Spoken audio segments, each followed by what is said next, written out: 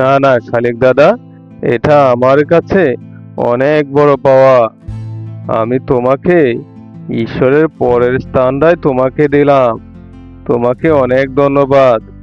ঠিক আছে শালিক দাদা, আমি এখন বাড়ি যাই। নতুন কাপড় চোপড় দেখে ছেলে মেয়েরা যে খুবই খুশি হবে। একটি ছোট গ্রাম, সেই গ্রামে থাকতো একটি টুনি পরিবার। তারা ছিল খুবই গরিব। তার সংসারে ছিল দুইটা ছানা।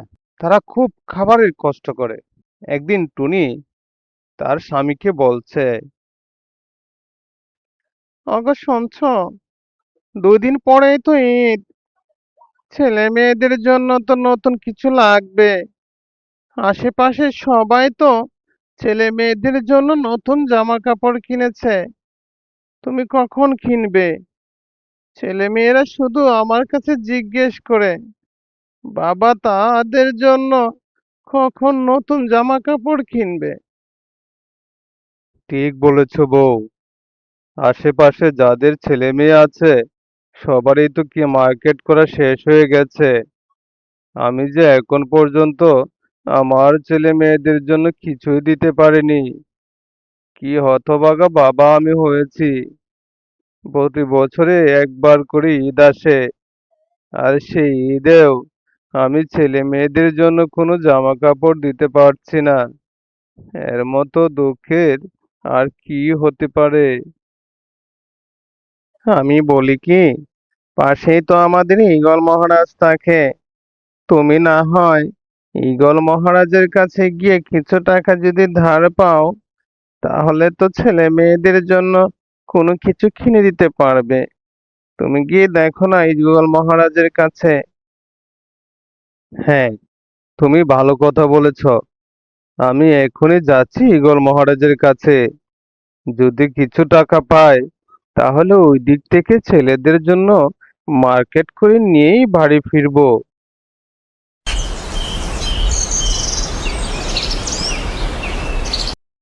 বউ, তুমি ছেলে মেয়েদের প্রতি একটু খেয়াল রেখো। আমি কাজে বের হয়ে গেলাম। ঠিক আছে, তুমি এই নিয়ে একদম চিন্তা করবে না। তুমি তোমার মতো করে কাজে চলে যাও। আমি এদের দেখে শুনেই রাখবো।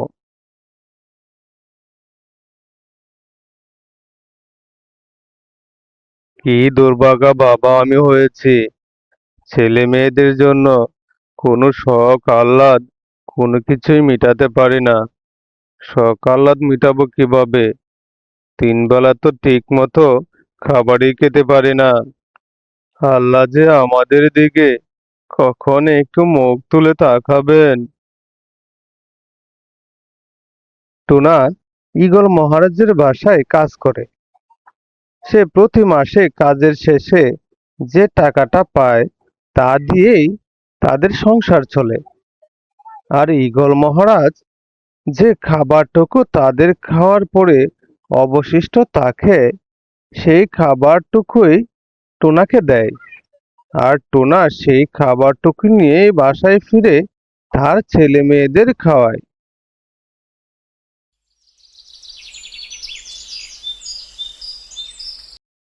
টোনা, কাল সকালে একটু তাড়াতাড়ি আমার বাড়িতে আসবে। কালকে আমার ভাই ভাবি বিদেশ থেকে বাড়ি আসবে। প্রচুর কাজ থাকবে বাড়িতে। ঠিক আছে মালিক, এই নিয়ে আপনি কোনো চিন্তা করবেন না। আমি কাল সকালে চলে আসব। এই নাও, এই খাবারটুকু নিয়ে তুমি এখন চলে যাও। মনে রেখো, কোনোভাবেই যেন মিস না হয়। খুব সকালে আসবে। জি মালিক, আপনি কোনো টেনশন করবেন না। আমি সকালে চলে আসব।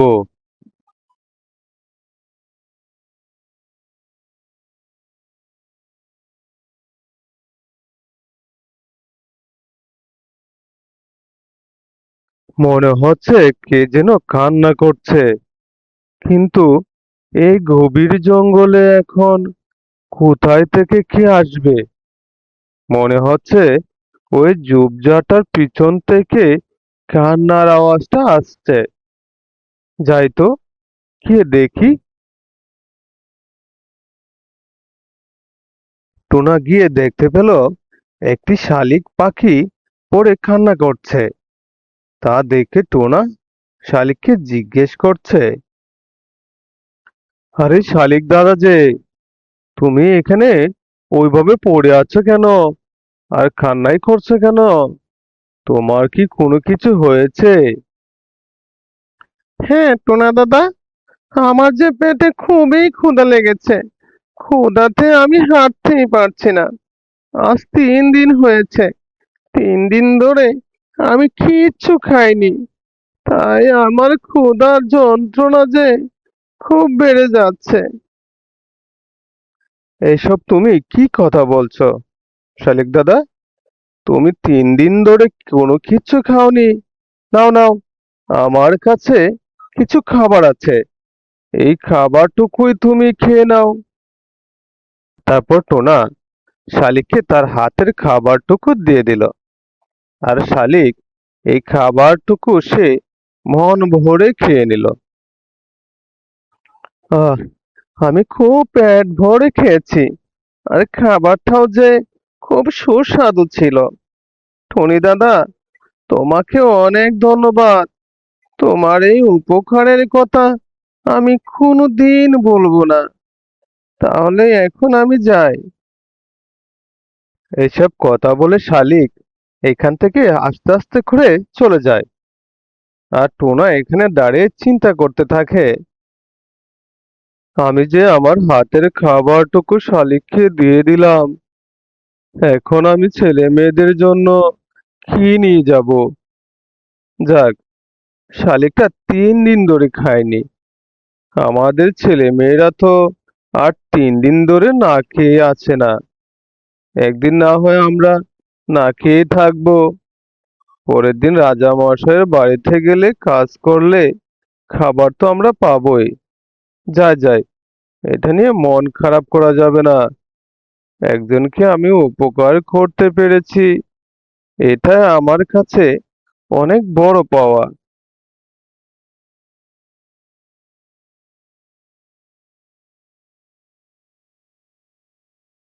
কি ব্যাপার, তুমি যে খালি হাতে বাড়ি ফিরলে? ছেলে মেয়েরা যে না খেয়ে সজাগ আছে। তারা খেয়েই তারপর ঘুমাবে। আর তুমি তো দেখছি খালি হাতে চলে এসেছো। তারপর টোনা টুনিকে তার সব ঘটনাই খুলে বলে।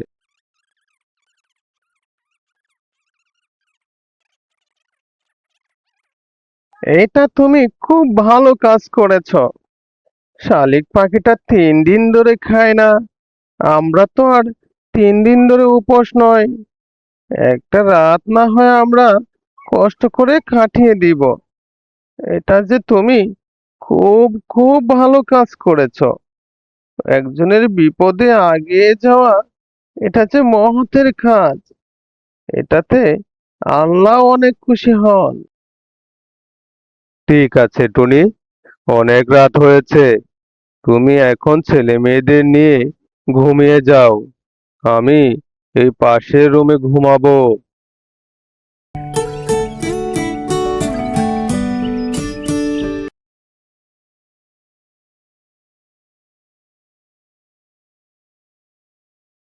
টোনা ঈগলের বাড়ির সম্পূর্ণ কাজ সে খুব ভালোভাবে করে। আর তা দেখে তো ঈগল মহারাজের ভাই খুবই খুশি হয়। বাহ বাহ বাহ বাহ বাহ বাহ, তুই তো একটা খুব ভালো কাজের লোক রেখেছিস।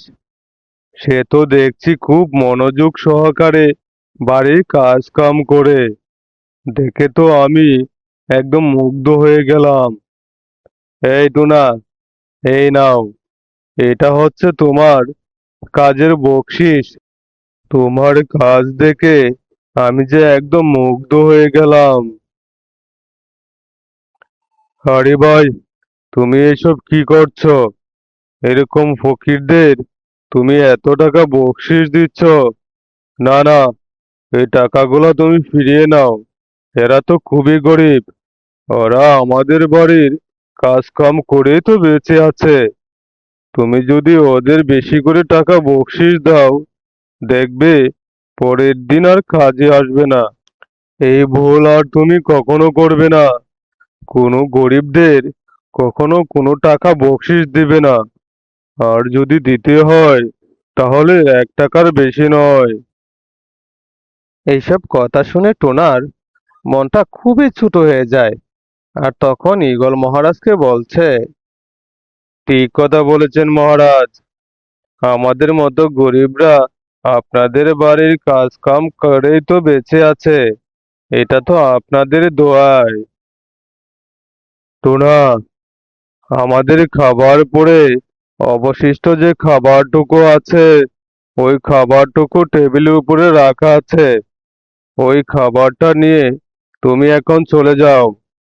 আমাদের আজকে তোমাকে লাগবে না।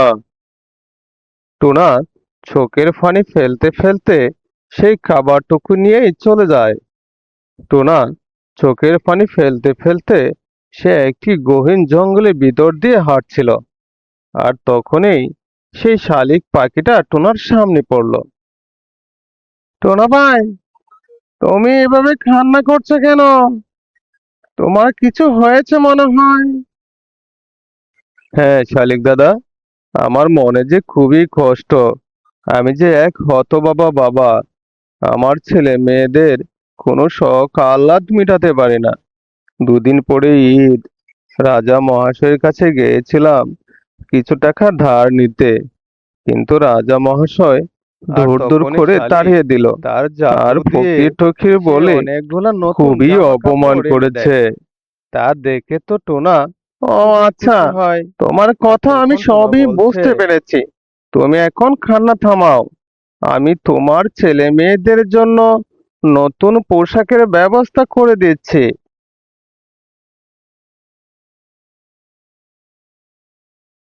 সে অনেকগুলো নতুন জামা কাপড় এনে দেয়। তা দেখে তো টোনা খুবই খুশি হয়। আর তখন টোনা বলছে, এ আমি কি দেখছি? শালিক দাদা তার জাদু দিয়ে নতুন কাপড় এনে দিল। এটা আমার কি ভুল ধারণা নয়তো? না না টোনা দাদা, তুমি ভুল কিছু দেখোনি। আমি কোনো সাধারণ শালিক নই। আমি হচ্ছি জাদুর শালিক। তুমি যে ওই দিন আমাকে উপকার করেছো, এটার পরিবর্তে তো এটা খুবই সামান্য। তোমার যদি কোনো কিছুর প্রয়োজন হয়, এখানে এসে আমাকে শালিক বলে ডাকবে, আর আমি তখনই এসে হাজির হয়ে যাব। না না শালিক দাদা, এটা আমার কাছে অনেক বড় পাওয়া।